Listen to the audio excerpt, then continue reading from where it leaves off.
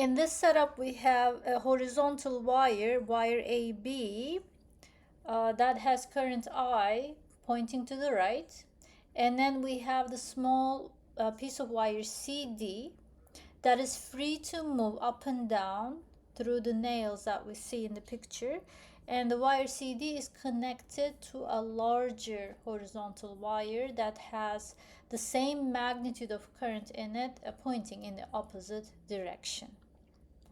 Now the question is, what is the distance h? That's the distance between wire AB and the wire CD, such that the piece of wire CD is in equilibrium, given the mass density for the wire CD, mass density being mass per unit length.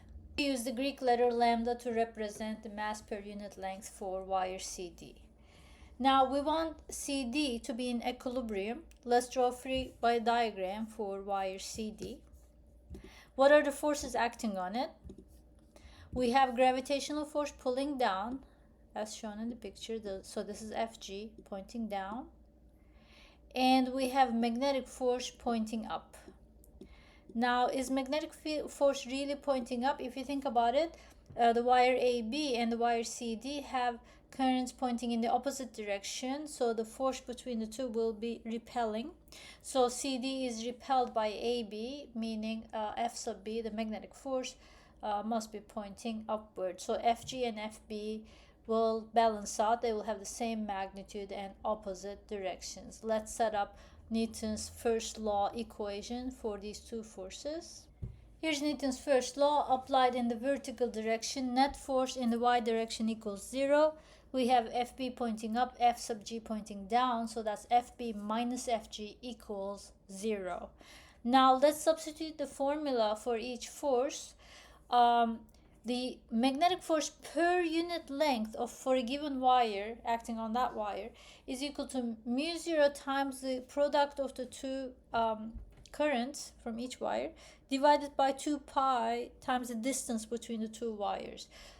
So in this case, the currents are equal, so we have I squared. The distance between AB and CD is h, and because that is so, this expression here is basically the force per unit length acting on wire CD. If we multiply that by the length of wire CD, that gives us the total overall force, magnetic force acting on the wire CD.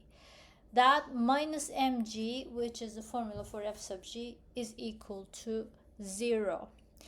Now, the length of the wire is not given, but the mass is not given either. Instead, we are given mass per unit length. So when we do the algebra, when we rearrange our equation, we will see that we'll get the ratio of m over L, and we can replace the mass per unit length for that, which is given as lambda in this problem. So here I have rearranged the equation a little bit. I put mg to the other side and divided both sides by L sub CD, the length of wire CD. So here I have obtained the mass per unit length lambda. So this is equal to lambda. Next, let's do more algebra to isolate h. Our final result is h equals mu 0 I squared divided by 2 pi g times lambda.